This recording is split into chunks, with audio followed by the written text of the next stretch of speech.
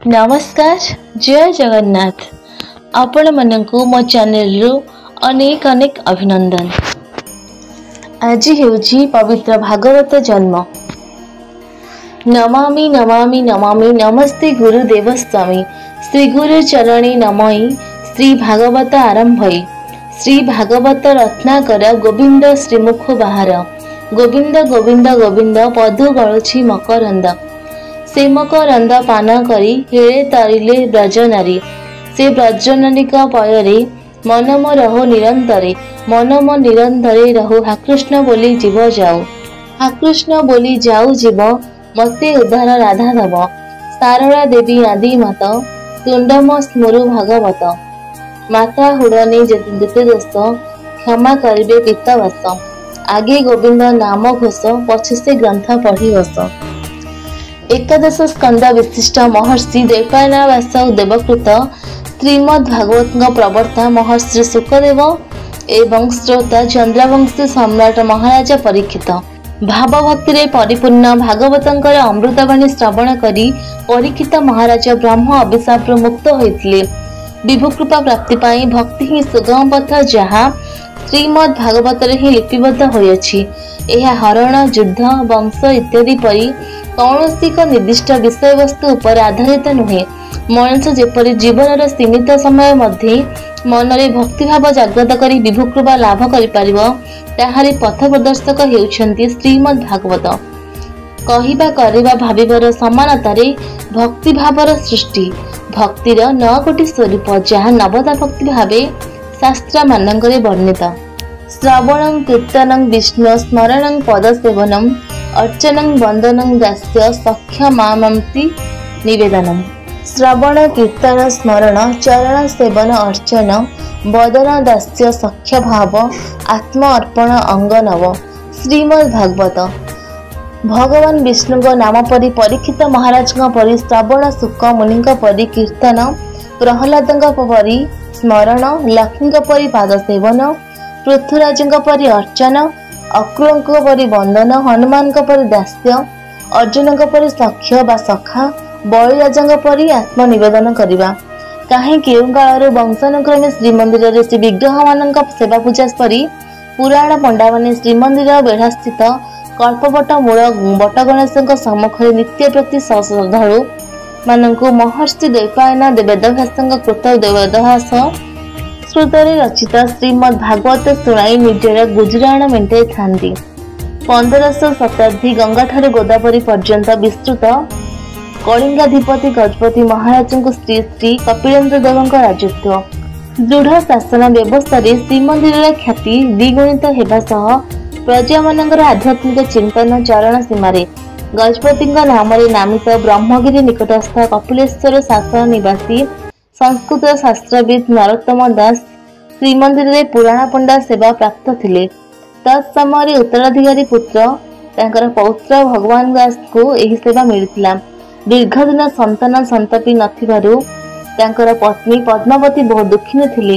निज साहिरे एवं कुटुंबादी रे बंध्याजनित अनेक अपमान तथा कुष्ठानुदर्दन सही नकरी स्वामी भगवान दास को साथी श्रीक्षेत्र आसी गरुड़ स्तंभ पाखे महाप्रभुंकर शरणागत हेले।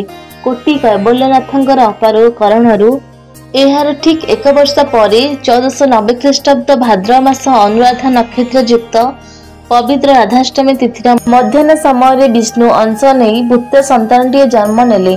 पितामाता 2 जन पुत्रटी को महाप्रभु को अर्पण कर नाम रखिले जगन्नाथ।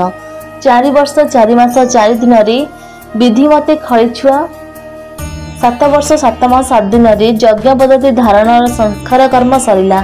दैनिक पितामाता सह जगन्नाथ 5 कोश पादरी चली चली पुरुषोत्तम जाई श्रीमंदिर निजर कौलिक कर्म पुराण पाठरी मन निवेश कले। चाहू चाहू समस्त वेद पुराण आदि पारदर्शिता बढ़िबार लगिला। बड़ विचित्र जगत ठाकुर लीला जे मन को नहीं महाप्रभु को लीला रचना करिवे। इंद्रतुल्य तेजमंत्र राजा इंद्रदुम्न परी मोर बोली कहिबार तार काहाकु रखिबे नाही। जगन्नाथ दासଙ୍କ क्षेत्र में ताहारी प्रभु कले। 15 वर्ष बयस जगन्नाथ पिता स्वर्गारोहण कले। विधवा मां को धरी जगन्नाथ श्रीक्षेत्र चली आसिले। ପରେ ପରେ ନିଜକୁ ବୈଷ୍ଣବ ଧର୍ମରେ ଦୀକ୍ଷିତ କରି ନିଜର ନାମ ଜଗନ୍ନାଥ ଦାସରୁ ଜଗନ୍ନାଥ ଦାସଙ୍କୁ ପରିବର୍ତ୍ତନ କଲେ। ମା ପଦ୍ମାବତୀ ଅନେକ ସମୟ ଶ୍ରୀମନ୍ଦିରରେ ପୁରାଣ ଶାସ୍ତ୍ର ଶୁଣିବାରେ ସମୟ ବିତାଉଥିଲେ। ତତ୍କାଳୀନ ସଂସ୍କୃତ ବିଦ୍ୱାନ ସମୂହ ବେଦଭାଷ ସଂସ୍କୃତରେ ଲିଖିତ ଭାଗବତକୁ ସଂସ୍କୃତ ଭାଷାରେ ହିଁ ବ୍ୟାଖ୍ୟା କରିଥିଲେ। ଏହି ଭାଷାରେ ପ୍ରବେଶ ନଥିବା ଅନେକ ଶ୍ରଦ୍ଧାଳୁ ଭାଗବତଙ୍କର ତତ୍ତ୍ୱଜ୍ଞାନ ଆହରଣରୁ ପ୍ରାୟ ସମସ୍ତେ ବଞ୍ଚିତ ହେଉଥିଲେ।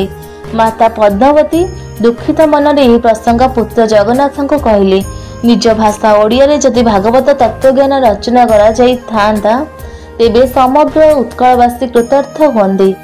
ବ୍ରହ୍ମଜ୍ଞାନୀ ପିପାସୁ ଜଗନ୍ନାଥ ମାତାଙ୍କର ମର୍ମ ବେଦନାକୁ ସମଗ୍ର ଓଡ଼ିଶା ଜାତିର ବେଦନା ଜ୍ଞାନ କରି ମହାପ୍ରଭୁ ନୀଳଚକ୍ରଙ୍କର ଶରଣ ପଶିଲେ ଏବଂ ମହାପ୍ରଭୁଙ୍କର ସ୍ୱପ୍ନାଦେଶ ପାଇଁ ତାଙ୍କର ସମ୍ମୁଖ ଭାଗରେ ଭାଦ୍ର ପୂର୍ଣ୍ଣିମା ଦିନ ତାଳପତ୍ର ଖୋଦା ଧରି ସଂସ୍କୃତ ଭାଗବତ ଛାୟାରେ ଲେଖି ଚାଲିଲେ କାଳଜୟୀ ନବାକ୍ଷରୀ ଓଡ଼ିଆ ଭାଗବତ।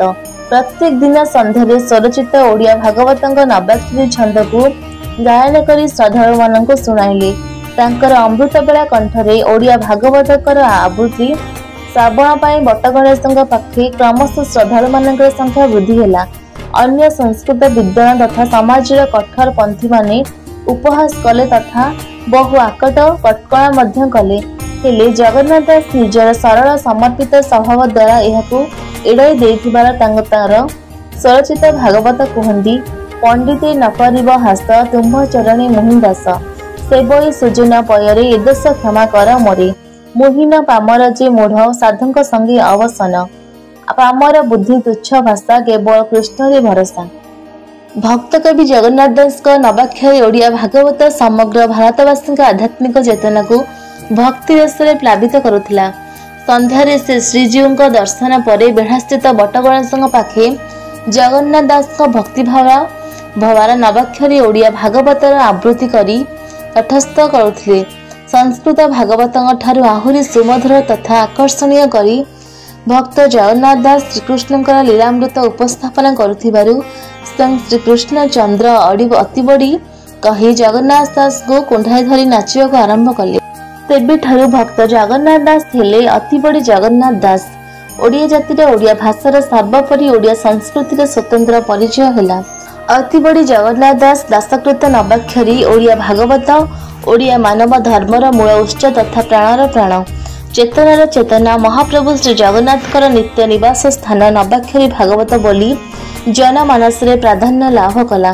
ଗାଁ ଗାଁରେ ଭାଗବତ ଟୁଙ୍ଗି କଥାକେ ଭାଗବତରୁ ପଦେ ଉଦାହରଣ ଦେବା ସାଧାରଣରେ ବହୁଳ ଭାବେ ବ୍ୟବହାର ହେଲା, ଯାହା ଅଦ୍ୟାବଧି ମଧ୍ୟ ପ୍ରଚଳିତ ଅଛି। ଭାଗବତ ଗାଦି ଏବେ ମଧ୍ୟ ଗାଁ ମାନଙ୍କରେ ବିରାଜିତ ଏବଂ କେତେକ ଜାଗାରେ ବିଶେଷ କରି ପ୍ରାଚୀ ନଦୀ ଅବବାହିକାରେ ଭାଗବତ ମେଳନମାନ ମଧ୍ୟ କରାଯାଇଅଛି। ଜନଶ୍ରୁତିରେ ପ୍ରଚାରିତ ଅଛି ଯେ ଅତିବଡ଼ି ଜଗନ୍ନାଥ ଦାସ ଓଡ଼ିଆରେ ଭାଗବତ ଲେଖିବା ପରେ ଏହି ବିଶାଳ ଗ୍ରନ୍ଥର ସଂଶୋଧନ ତଥା ଏହାର ବ୍ୟାକରଣ ଜନିତ ମାର୍ଜନା ମଧ୍ୟ କିଏ କରିପାରିବେ ବୋଲି ମନରେ ଚିନ୍ତା କରି ମହାପ୍ରଭୁ ଜଗନ୍ନାଥଙ୍କର ଶରଣାପନ୍ନ ହେଲେ। ଏହି କାର୍ଯ୍ୟ କରିବା ପାଇଁ ବ୍ରହ୍ମଗିରି ନିକଟସ୍ଥ କାଣ୍ଡଗୋଦା ଗାଁର ଭକ୍ତ ମନେଇ ସାହୁଙ୍କର ଶରଣାପନ୍ନ ନେବାକୁ ମହାପ୍ରଭୁ ସ୍ୱପ୍ନାଦେଶ କଲେ। ଭକ୍ତ ଜଗନ୍ନାଥ ଦାସ ଲିଖିତ ତାଳପତ୍ର ଖୋଦା ଗଣ୍ଠିଲି କରି ଧରି କାଣ୍ଡଗୋଦା ଅଭିମୁଖେ ପରଦିନ ସକାଳୁ ବାହାରି ଗଲେ। ସନ୍ଥ ଯୋଗୀ ଭକ୍ତ ଏମାନେ ସବୁ ଯୋଗାବନା ତୁଳସୀ ଦୁଇ ପତ୍ର ବାସିଲା ପରି ବାଳୁତ ବେଳୁ ଏମାନେ ଭଗବତ ଆଶୀର୍ବାଦ ପ୍ରାପ୍ତ। ଭକ୍ତ ମନେଇଙ୍କ କ୍ଷେତ୍ରରେ ମଧ୍ୟ ତାହା ହିଁ ଘଟିଥିଲା। କୁହାଯାଏ ଏକଦା ଗହୀର ମଥାରେ ବୁଲୁ ବୁଲୁ ଗୋଟିଏ ବଗ ଯନ୍ତ୍ରଣାରେ ବିକୃତ ରାଗ କରୁଥିବାର ବାଳକ ମନେଇ ଦେଖିବାକୁ ପାଇଲେ। ବଗର ଅଙ୍ଗଭଙ୍ଗରୁ ଜାଣିପାରିଲେ ଯେ ତା ତଣ୍ଟିରେ ମାଛ କଣ୍ଟା ଲାଗିଛି। ଏହି ଦୃଶ୍ୟଟି ଦେଖି ମନେଇଙ୍କ ଆଖିରୁ ଲୁହ ଛଳଛଳ ହୋଇଗଲା। ସେହି ବିଲ ହିଡ଼ ମୁଣ୍ଡରେ ବସି ବସି ସେ ମହାପ୍ରଭୁଙ୍କୁ ବ୍ୟାକୁଳ ଭାବରେ ପ୍ରାର୍ଥନା କଲେ।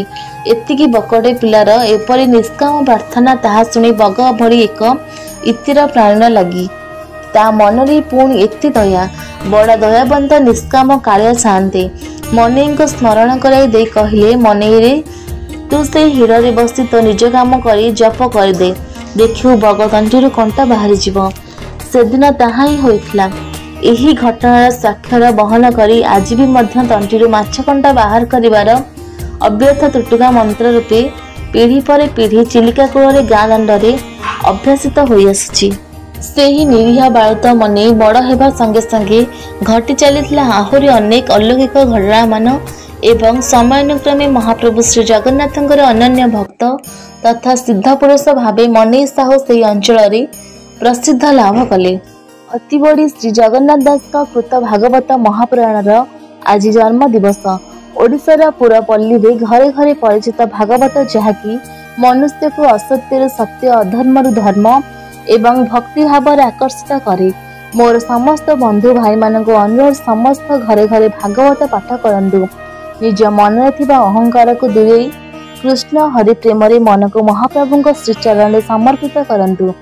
କାର୍ତ୍ତିକ ମାସରେ ଶ୍ରୀମନ୍ଦିର ବେଢ଼ାରେ କଳ୍ପବଟ ମୂଳରେ ଜଣେ ଶାସ୍ତ୍ରଜ୍ଞ ପଣ୍ଡିତ ସଂସ୍କୃତ ଭାଷାରେ ରଚିତ ଭାଗବତର ପାରାୟଣ କରୁଥିଲେ ଓ ତାର ଅର୍ଥ ସରଳ ସଂସ୍କୃତ ଭାଷାରେ ବ୍ୟାଖ୍ୟା କରୁଥିଲେ। ଫଳରେ ଅପେକ୍ଷାକୃତ ଶାସ୍ତ୍ରଜ୍ଞାନ ଅଧିକାରୀ ମୁଷ୍ଟିମେୟ ସମବେତ ଜନତା ଭାଗବତଙ୍କ ଭାବ ତତ୍ତ୍ୱ ରସ ଉପଭୋଗ କରୁଥିଲେ, କିନ୍ତୁ ସାଧାରଣ ଜନତାଙ୍କ ପାଇଁ ତାହା ଥିଲା ଅଗମ୍ୟ ଅବୋଧ। ତଥାପି କେତେଜଣ ଭାଗବତ ରସ ପିପାସୁ ନରନାରୀ ସେଠାରେ ନୀତି ବସୁଥିଲେ।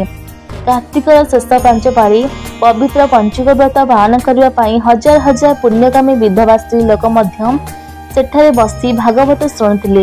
ବୁଝନ୍ତୁ ବା ନ ବୁଝନ୍ତୁ, ଭଲ ଭାବରେ ବୁଝିପାରୁଥିବା ଭକ୍ତଗଣ ପରମ ଆନନ୍ଦ କରୁଥିଲେ। ଦଶମ ସ୍କନ୍ଧରୁ ଶ୍ରୀକୃଷ୍ଣଙ୍କ ପବିତ୍ର ବାଲ୍ୟଲୀଳା, ମଧୁର ରାସଲୀଳା ପ୍ରସଙ୍ଗରେ ଭାଗବତ ପ୍ରେମ ଭକ୍ତିରେ ଉଲ୍ଲସିତ ତଥା କାରୁଣ୍ୟ ବିଗଳିତ ସ୍ୱରରେ କେହି କେହି ହୁଅନ୍ତି କ୍ରନ୍ଦନରତ। ତେବେ ବୁଝିବାକୁ ଅସମର୍ଥ ବୋଲି ଜନତାଙ୍କ ମଧ୍ୟରେ ଥିଲେ ଜଣେ ଦିବ୍ୟ ଭାବରସ ପିପାନିଶୀ ଆସ୍ପୃହାବତୀ ମାତ୍ର ହତାଶା ମହିଳା।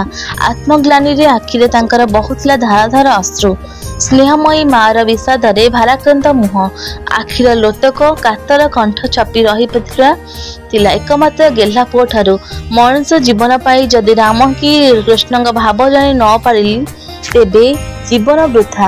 ମରିବା ଆଗରୁ ଭଗବାନ କୃଷ୍ଣଙ୍କର ମଧୁର ଲୀଳା ଟିକେ ଶୁଣନ୍ତି, ଏ ଆତ୍ମା ପବିତ୍ର ହୋଇଯାଆନ୍ତା। ବାପରେ ଭଗବାନ ପୁରାଣ ପରା ସବୁଠାରୁ ଉତ୍ତମ ଶାସ୍ତ୍ର, ସେତକ ଟିକେ ମୁଁ ବୁଝିପାରିଲା ପରି ମୋ ଭାଷାରେ ଶୁଣନ୍ତା ନାହିଁ? ଗମ୍ଭୀର ହୋଇ ମାର ଅନ୍ତର ବେଦନା ଶୁଣୁଥିଲା ପୁଅ। ମାର ଏହି ଦିବ୍ୟ ଆକାଂକ୍ଷା ଭିତରେ ସେଇ ବେଦଜ୍ଞ ପଣ୍ଡିତ ଯୁବ ବ୍ରାହ୍ମଣଟି ଦେଖିପାରୁଥିଲା ସାରା ଓଡ଼ିଶାର ମୂଳ ଜନତାର ଅନ୍ତରର ସଂଗୁପ୍ତ ଅଭିପ୍ସାର ରୂପାୟନ। ଗୋଟିଏ ଆସ୍ପୃହାବତୀ ମା ହିଁ ସେଦିନ ଓଡ଼ିଆ ଭାଷା ସାହିତ୍ୟର ସ୍ୱର୍ଣ୍ଣମୟ ସୌଭାଗ୍ୟକୁ ଡାକି ଆଣିଲା, ଆଉ ସମଗ୍ର ଓଡ଼ିଆ ଜାତିର ପ୍ରତିନିଧିତ୍ୱରେ ଜଣେ ଜ୍ଞାନୀ ସନ୍ଥ ତତ୍ତ୍ୱଦର୍ଶୀ ବୈଷ୍ଣବ ଯୁବକର ସୃଜନୀ ପ୍ରତିଭାକୁ ଅନୁପ୍ରାଣିତ କରିଦେଲା। ସେଦିନ ସାରା ଦିବସ ସାରା ରାତି ଗୋଟିଏ ଘରେ କବାଟ କିଳି ଲେଖନୀ ଓ ତାଳପତ୍ର ଧରି ବସି ରହିଲା ଯୁବକଟି। ଉତ୍କଳ ଭାରତୀୟଙ୍କର ଅଦୃଶ୍ୟ ଆଶିଷ ତାର ଲେଖନୀ ମଧ୍ୟରେ ସଞ୍ଚରିତ ହୋଇ ରହିଲା।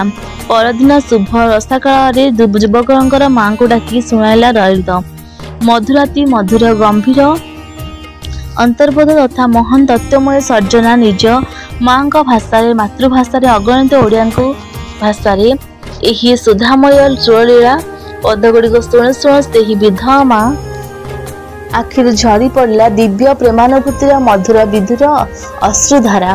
ଧନ୍ୟ ସେ ମା, ଆହୁରି ସେ ଧନ୍ୟ ପୁଅ। ସେହିଦିନ ଶୁଭ ସକାଳଟି ଥିଲା ସମଗ୍ର ଓଡ଼ିଆ ଜାତି ଓ ତାର ସାହିତ୍ୟ ସଂସ୍କୃତି ପାଇଁ ଏକ ମହାନ ସ୍ମରଣୀୟ ପ୍ରସ୍ଫୁଟନ ସକାଳ। ସେଇ ସର୍ଜନା ଓଡ଼ିଆ ଭାଗବତ ପରିଣତ ହୋଇଗଲା ଓଡ଼ିଆମାନଙ୍କର ସର୍ବଭାବ ଓ ଚିନ୍ତା ଉଦ୍ଗଳକାରୀ ଅନବଦ୍ୟ ଶ୍ୱାସ ସମ୍ପଦ, ସମଗ୍ର ଓଡ଼ିଆ ଜାତି ଏବଂ ସର୍ବଜନଗ୍ରାହୀ ଭାଷା। ଆଉ ସେ ମହାନ ଯୁବକ ଜଣକ ବନିଗଲେ ସର୍ବଜନାଦୃତ, ସର୍ବଜନମାନ୍ୟ ଅତିବଡ଼ି ଜଗନ୍ନାଥ ଦାସ। ଓଡ଼ିଆ ମାଟିରେ ଗୁଞ୍ଜରିତ ହେଲା ଅପୂର୍ବ ସୁଧାଶକ୍ତିର ଧାରା। ଜୟ ଶ୍ରୀ ଜଗନ୍ନାଥ।